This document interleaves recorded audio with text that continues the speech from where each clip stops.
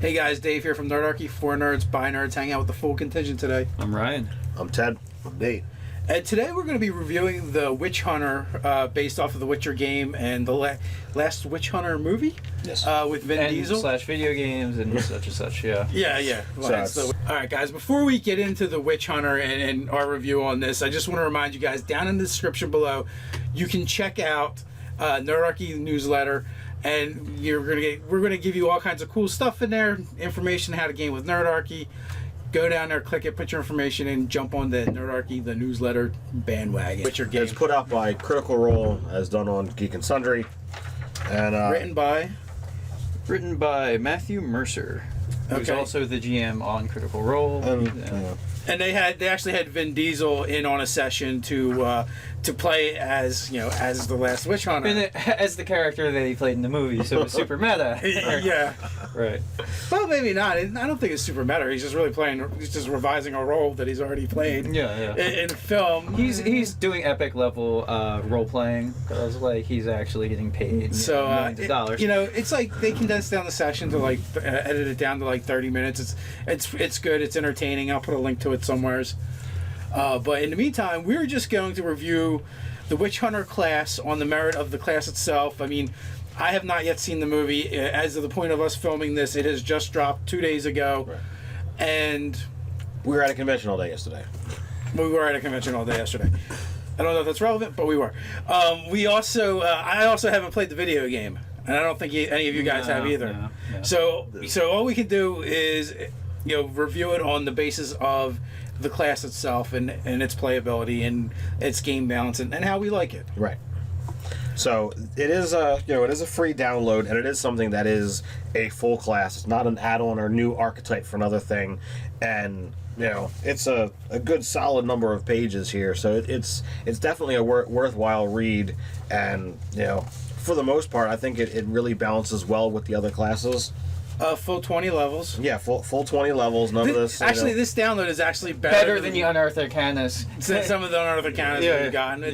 It's more complete at any rate. Yeah. It's fully playable 1 to 20. So and as we kind of talked about with some of our off-camera discussion, it's backloaded. So the really good stuff is later on, so you don't have the people who are trying to nitpick it for a couple levels. Yeah, you're not going to cherry pick this class to really get the benefits of it. You have to take minimum of 2 levels.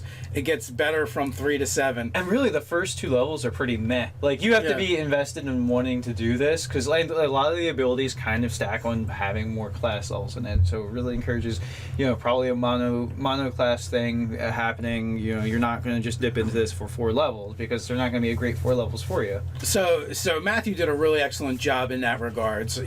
Way better than the Rager variant that Watts released, where you're like, oh look, take 1 level, you're awesome. Yeah, and it's all you need. Best thing ever. Yeah, but it's very thematic. They're based off of hunting fae, undead, and fiends. Fiends, yep. The first level, their first level ability is actually really weak. It gets better. It's definitely what Watts has termed a ribbon ability, where it gives you advantage to track and recall lore on again, fiends, undead, and fae, which is it's not useless, but it's definitely not very crunchy or combat oriented. Yeah, most classes at first level have something that is combat related. Any of the martial classes typically get a fighting style. This literally, you get just this ribbon ability, and that's it. The joke that Dave made earlier was off camera was the idea that at first level you're really good at finding these things, but you're so weak that you don't want to. You don't want to. Because all right, they get medium armor and martial weapons, but at first level that's all you get. You're not even getting shields. Yeah, and you have a die 8, and you have a die 8. It encourages you to invest in Constitution because of some of the abilities. Well, it encourages you to invest in mercenaries. Let's start from the beginning, right? Let's give the beginning class features breakdown. So as we said, they have a die 8. They have proficiency in martial and simple weapons, light and medium armor, no shields. And they get alchemist supply tools. They do get alchemist supply tools, which is actually kind of cool. I like that part of it. Yeah. It's based around the fact that they have to poison themselves to become what they are, in essence. You get strength and wisdom as your saves. Right, which is a good combination. Does anybody else use that combination? I don't believe so. So it might be unique. Yeah. Well, Paladin for strength and charisma for Paladin, right? No, I think it's wisdom. Wisdom and charisma. Okay. Which I think is the same as clerics. You get two skills from athletics, acrobatics, arcana, history, insight, and perception. So you know that's a fairly unique mix. You rarely see physical and cerebral. Yeah, and other than rogue, you typically don't get athletics and acrobatics together. It's usually one or the other. Well, and it's great too that it's super hella thematic in that insight and perception. You're sniffing things out, finding stuff. You need to know the lore to be able to find this stuff as well. And then you are a physical build. It's almost then it's maybe you want to be a half elf or human. To just that's have what I more was skills. thinking. Well, the other thing I was thinking too is half elf or human because they need wisdom and strength, and I don't think there's any races that give those stat bumps. No. So the next best thing you can actually do is be a half elf or human. No, you're excluding one very important choice too. The Mountain Dwarf, because the Mountain Dwarf is that's true. A, the superior race, but B, they get heavy armor, right? No, they they get get medium. It's the same. But I mean, strength and con for this class is pretty key as well. Well, yeah, that would help a lot because you could drop a high stat into your wisdom, and that would work. But then again, you could go Hill Dwarf. You got con and wisdom. So that would cover both of them. The dwarves being the superior race. Dwarves being the master race. So there is that. But and then so this class is one of those classes that just requires 3 stats. Yeah. You need Dex or Strength. Dex or strength, con and wisdom. Con and wisdom, and honestly, if you go Strength, you still need Dex because you're only wearing medium armor. Right. Yeah, you could really eke out that +2. Now you only need that 14 because your max is still going to cap out. True. You still want that 14. Dump stat charisma. Yeah. Well, and intelligence. With that advantage roll on the checks to make it, it's and besides, how smart can you be if you're looking for fiends and seeking undead? this stuff And you're willing to do all this crazy stuff to your body. Yeah. All right, so let's move on to Bloodright and the utterly craziness ability that they do with this. It's kind of let me give you a sneak attack thing, but you got to hurt yourself first. Mm-hmm. Yeah, it's cool. As an action, you basically wound yourself. You wound yourself and can attack. Is that a bonus? It's a bonus action, right? You can do that. You set your weapon up. Yes. It's either frozen over, on fire, electrified, Or acidic. or dripping in acid. But the thing is, the ability lasts all day until you take a long rest. Eventually, you can switch it out and use different. You can have different flavors if you like, and then at higher levels, you get more potent or rarer damage types. Force type. Force, thunder, or necrotic. Or necrotic, yes. Yeah. I don't know why you don't get to be radiant, but Yeah, I mean, so that except for one build does get that build into it. Okay. Maybe that's why it's not step on their toes. I know why they don't though. What's that? Because it's kind of a dark class. You're gonna use the weapons Forbidden of my lore. enemies against my enemies. Yeah. So that makes sense. the funny thing about the blood rate damage is by 4th level, it does a D4, and you're dealing 4 points of damage. Yes, you're going to deal that more times over, but you do the damage die to yourself. Yeah. At the top of each damage die is the tax goes up as you gain levels, and the benefits kind of mitigate it. Because when you deal your damage to be able to employ this blood, right? You it's like taking their chronic damage. You deal this damage, your maximum hit points drop, so you're not going to get healed back. Right. Yeah. So when you're talking about a 10th level character doing this, they're down 10 hit points throughout the day if they're if they're using a single weapon, or 20 hit points for the entire day if they have dual wielding weapons. So really, in essence, you're kind of discouraged from dual wielding, in my opinion. Yeah, or seek out a 20 con. As There is one mitigation that I saw in here that helps with that. But you got to get to 7th level in order to help with that. So we'll get to that part later. Okay. So, once you get to 3rd level, though, you get to choose which of the 3 witch hunting orders you want to belong to. You got Ghost Slayer, Order of the Mutant, and what's the third Profane one? Soul. The Profane Soul. Yeah. So the Profane Soul links up in a little bit of accordance with Warlock. Ghost Slayer, as it sounds, you're looking to like focus on undead. And the Order of the Mutant, you're literally working with those alchemist supplies that you know how to use to make these odd concoctions that you get. Mutagens, basically. Yeah, you're getting abilities with some kind of drawback. Well, it's actually a specific type of undead, though. Your insubstantial undead Right. is essentially for the Ghost Slayer. is what you're going after. I mean, obviously they'll excel at the other ones because of their other abilities. Like that is the one that gets their wisdom modifier as a bonus of radiant damage whenever they use their blood right. Right. So, which is kind of cool. All 3 of them are very thematic and flavorful. No, there's a lot of cool RP stuff here, just in each of the sections to read through.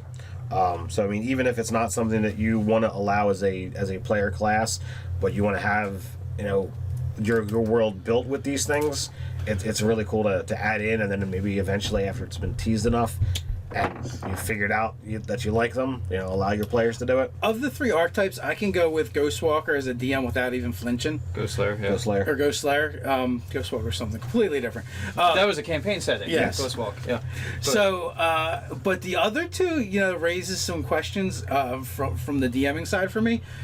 Profane Soul, I really need to do a side-by-side with Warlock on it. We've done a little bit of that, but they really do seem to step on the Warlock's toes a lot, especially Packblade. Yeah, they are the better Packblade, is really what it comes down to. It's like, you may, if you have the Profane Soul in your game, you may as well just tear out the section with the Packblade. I disagree in the sense that you're still going to get more powerful spells And as a invocations. Warlock and invocations Yeah. that let you do some pretty cool stuff as well. And your pack weapon is a magic weapon. Well, I guess that doesn't matter because all of them get magic weapons. Your weapon already is magic. You get the extra damage. You get extra attacks. Yeah, you are already getting extra attacks as well. So I think there's a lot of. Again, it bears further investigation, but the baseline of the is a really strong build for a Packblade. Packblade-esque thing. Well, because here's the thing that makes the Profane Soul really strong is at 10th level, they get Diabolic Channeling, which is basically the ability, their Wisdom modifier per long rest, they can basically imbue their weapon with a spell that it targets one creature. If they hit with it, the spell goes off. They don't actually have to cast it. So whatever their Wisdom modifier is, that's basically that many extra castings a day. Yeah. This is where I'm gonna, I fully feel that. Finger of Death. They I can't get that spell done. I fully feel that this is a that's just a wording issue. I don't feel that they get the spell for free, because it says if you miss, you still expend the spell slot. Nope. No, feature. No, you keep reading that incorrectly. Yeah, you expend the spell feature. I mean, You're the reading fast what you feature. want it to read as. Yeah. So you expend the feature, so they used to potentially do this thing. The argument that I think Ted and I actually were making more so is there's an interpretation by the way it's written that hitting with this, you get a spell essentially for free, and I'm more in favor of that's an expenditure of the spell that you would potentially cast. I think it is just an error. Spirit of the Rules, probably just an error. But you could just make it a cantrip, right? You It doesn't could, say but first level you're not spell, right? limited on cantrips. You can cast any level spell on it, but Yeah. I mean cantrips you're unlimited on anyway. Yeah, you could Eldritch Yes, Blast all day. it says any spell you can cast. Yeah. So Yeah. So I mean, so what if it expended a spell slot? Is what I'm saying, because your cantrips are actually. Do they get cantrips? They get Yes. cantrips, and cantrips aren't burning through your spell slots. Your spells are the unique mechanic of the Warlock is that whatever spell they're casting at that time, they're casting at the highest level they possibly can. Yeah. So let's what spell can we map on that targets a single individual? Magic missile. Okay. Well, yeah. Actually, yeah. I guess you could do that. So you say you hit him with Witch bolt is actually yeah. Okay. Yeah. a warlock spell. So okay. Yeah. So you say you're witch bolting at the maximum, so dealing as many dice as you possibly can, like.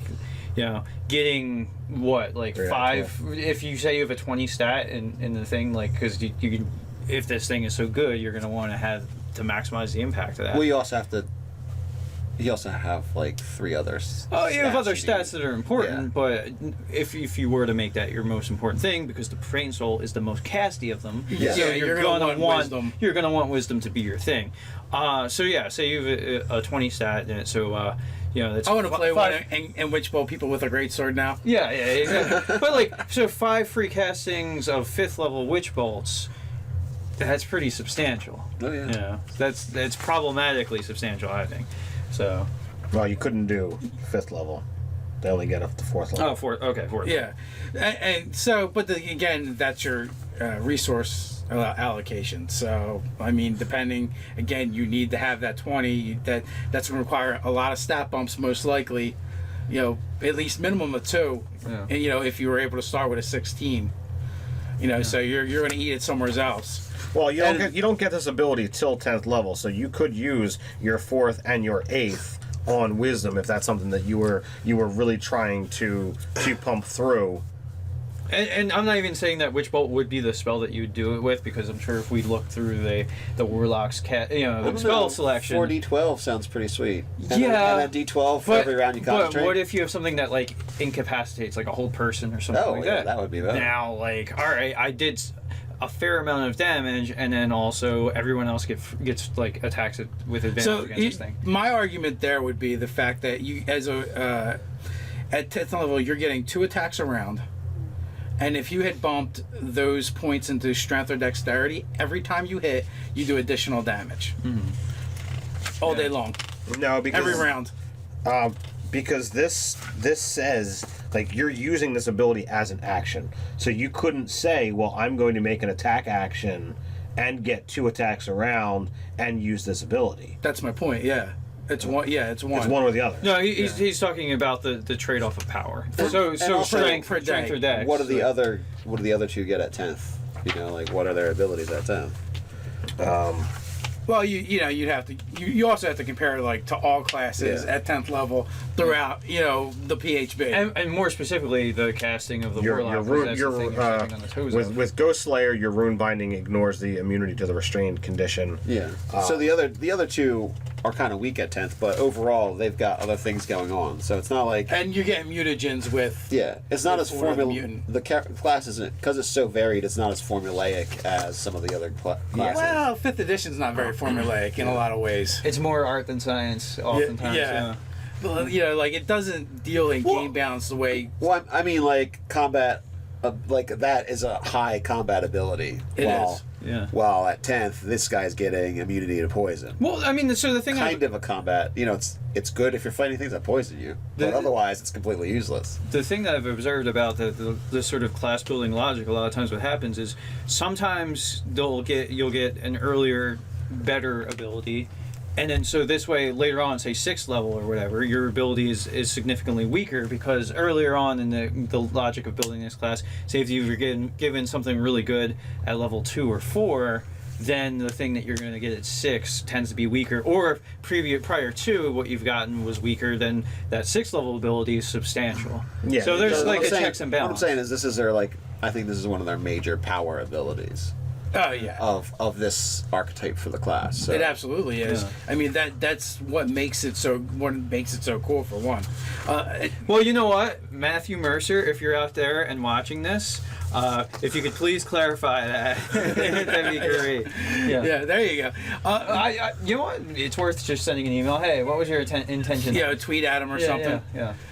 Hey guys, tweet at him. What did he really mean? He'll get like 1,000 tweets. We'll just tweet at him and see. So the Order of the Mutant, which is the one that I would try playing first. You know, you totally get to just mix it up. You know, you can make these bizarre formulas that you get an advantage and you take a disadvantage, and it says in here that you begin to look more like the things you hunt. So I would put in as another negative that the negative impact on your body is visual as a physical as well. representation. But I think it's probably when you're on the juice, you know. Yeah. Well, yeah, I mean, you know, like, but you're like, I would see like the bulk of this thing is literally just all of these, you know, these potions, which. But my major problem with this is it says, you know, mutagens are designed for your biology and are fatal to anyone who consumes one other than you. So Not poisoned effect. you know, yeah, Deadly. like you get to start making these things at 3rd level. So the most epic character ever is the Witch Hunter, Order of the Mutagen, that just goes around feeding his mutagens. He's a grappler. Yeah, he just force feeds dragons, Tarrasques. You're just slaying everything by making them drink. I do wish Matthew would have spelled out what happens if somebody else Some drinks mechanics it, with it. other than saying it's fatal. Yeah. Because that implies drink and die. Like, Yeah, saving throw, don't there- pass go, don't collect $200. There should be a could've said, save and absurd damage. Well, I would think just instead, just the poison effect and exhaustion level, I think, could really take care of the situation. That's not even close to being fatal. Yeah, no, that I know, but fatal is that's obviously like fatal's in another country. Yeah. Yeah, it and it doesn't make any sense because you could just make someone drink it. And die. Well, that's why I need. Yeah. That's why I need mechanics for a saving throw. I'm saying no. What are you saying? What are you saying? I'm saying at 3rd level, it's obviously ridiculous to be able to make a death poison, because that's what it is if you're not the person that's supposed to be drinking it. So it's got to be something else. Otherwise, it's too powerful. it's dumb. So you're Matthew. Nate says you are wrong. No. It makes sense that it's fatal. And like if we were in a movie or something, or Or a video game. or a video game, and you're like all the other things are NPCs, and you're not able to actually there's no mechanism for force feeding another guy your mutagen potion. Perfectly makes sense. Sure, this other person drinks it on accident. Oh, it's a story plot or an element or whatever. That sounds great. But in a game where we can just talk about how we're going to make someone drink this potion and kill them. Sure, I go to bars all the time. Be like, here, this one's on me, buddy. Watch, this is gonna be hilarious. Yeah. Well, like, This is obviously an evil warlock. so what you Drink could this stuff. what you could do is, you know, make it do its thing. On average, it's dealing like 80 points of damage or something absurd. So most average people are just dead drinking it. But your Tarrasque, your dragon, is still gonna be up and ready to tear your head off. Or if it's immune to poison. Yeah, or yeah, exactly. There is that too. Dwarves just drink this stuff because. You They know. put it a little in their tea for flavor. Yeah, pretty much. Oh. So, same things for Stout Halfling too. Yes, yeah. They those guys, they just use it as like a lip balm. Yeah. So you got some interesting things. You get some potions that allow you to finagle some stats around. You got the ability to, you know, gain resistance to different damage types. You know, as I mentioned earlier, you know, I had a way of being able to help negate some of that blood right issues, and that's the one that I would be aiming for as soon as you hit the 7th level. Reconstruction. You regenerate hit points equal to your level divided by 2. rounded up. Nope. It doesn't prevent the necrotic damage that you're taking. Yeah. But as you're taking other damage, Yeah. Well, I mean, it's but helping with that. It's a little bit of an offset, hey, but not you know, quite. third edition fast healing, you know, type situation. I'm down with that, you know, for a potentially combat, you know, or melee combatant that's getting a D8 and lessening their hit points because they're, you know, blood writing. This is your help for that. As long as you're still standing, you know, as long as you're still at 0, you know, you're golden. Wow, actually, you know, I did not realize. So Reconstruction is fantastic because the one thing I thought is like once it got you back up to full that it stopped. No, it keeps working. Reconstruction is kind of fucking awesome. It keeps working. It keeps going. Like as long as you're alive. Oh yeah, you just have fast healing. Yeah. Yeah, that's what it is. You're just a little slower. Is the only thing. Yeah, your speed gets reduced by 10. You're not as mobile as you used to be. We'll just drink celerity. Right? Doesn't that increase? Well, that's your dex. again, like a wood elf makes an excellent witch hunter. Yeah. Because bonuses to dexterity and wisdom, you go with a dexterity build as opposed to like the strength build in it for this class. It's pretty awesome. Huh? You're not thinking that you're not loving the strength build? Not really. I mean, because of medium armor, because you need con, because you need wisdom. If you go dexterity build, you mitigate needing strength as much, and it so like a class you go with Wood Elf that gives you dexterity and wisdom and weapons. Well, I mean, you don't need, you already get. Yeah, you get the weapons training, but you just have to either fight with light weapons or go ranged. It is definitely a viable option for this class. But you were thinking about rapidity. That's the one that increases your speed, but you get a level of exhaustion. Yeah. A couple is there a couple of these you gives those levels of exhaustion, which Yes, if you take gets brutal. rapidity and wariness, so you can get increased movement and a bonus to initiative. But that's 2 levels of exhaustion. Which halves your movement, And several of these. right? I believe that after second level exhaustion. I forget what the second level exhaustion is. First one is minus disadvantage on all your ability checks. That's one of the things I checked. And several of these are based on Constitution bent on your modifier. Yes. So they're multipliers of your modifier. So again, you need so Wisdom, Constitution. Or straight up your modifier as a bump. Yeah.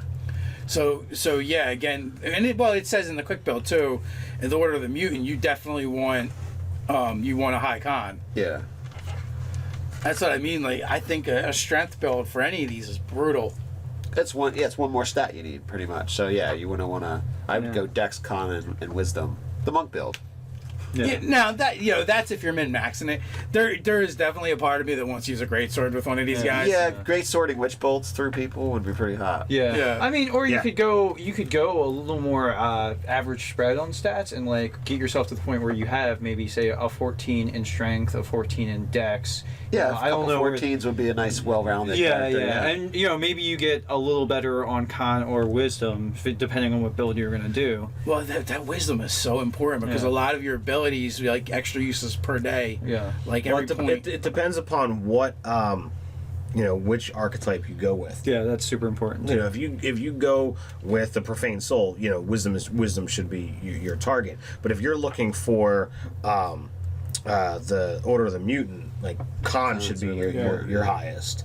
But wisdom affects them all because, like the baseline class abilities are always baseline, yeah. Like again, like one of the baseline abilities is Binding Rune, which is freaking awesome. Yes. You get you can use your wisdom modifier per times a day for a long rest, and as a bonus action, you can bind someone in place.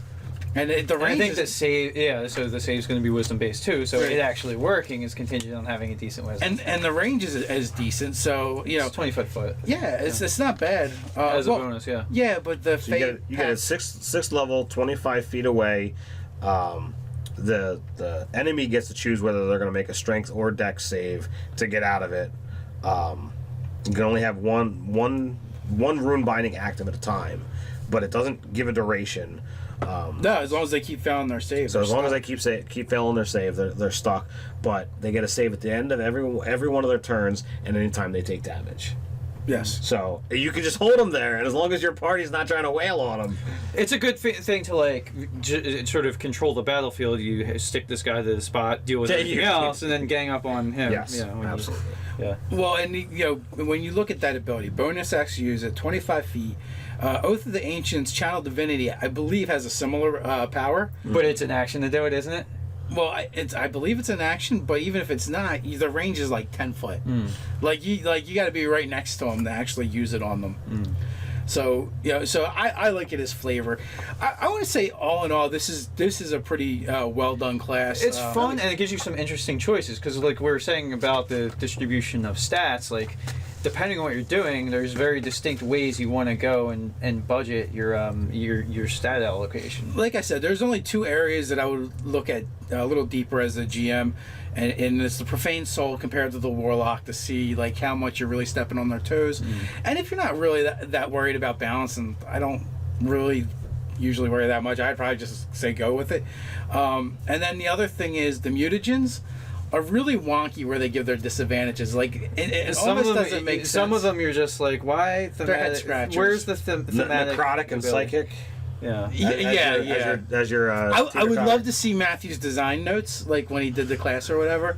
I'd be very curious. I feel like by those ones, those were just the shoulder shrug. It was like the annotations. He's got a picture of a stick figure guy going like this. Yeah, it's just like, well, I had to do something, and this is what I did.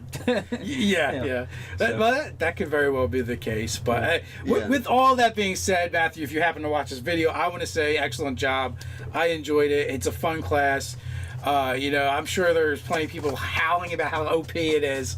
But I think it's the Aarakocra all over again. Yeah, it's the Aarakocra all over again. I don't think it's overpowered. I think while there might be a couple wonky choices or a couple things where we would like some clarifications. I love it. I love the RP behind it.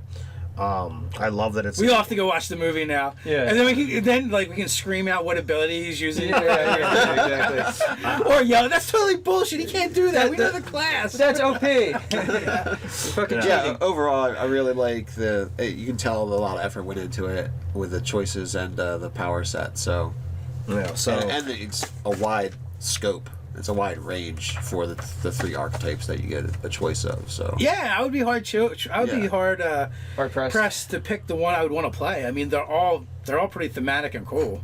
Yeah, yes. they all seem and I get a really good idea from not playing the game or watching the movie. I get a really good idea of what the Witcher is, like the witch hunter is. Mm-hmm. Yeah, what it feels like. Yeah. It's like a paladin were to actually get his powers from dark pacts. Like if the paladin and the warlock did have a love child, it would be a witch hunter. It would be the witch hunter. Yeah. Yes. So we this is just kind of an overview. This video is getting long as it is. But check out the download.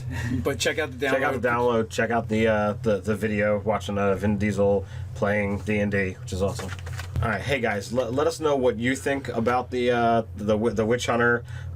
Is it OP or is it cool? Which one do you want to play? Put in the comments below. While you're at it, like, share, subscribe. You know the deal. You can check out articles over at nerdhockey.com. You can check us out over on Instagram.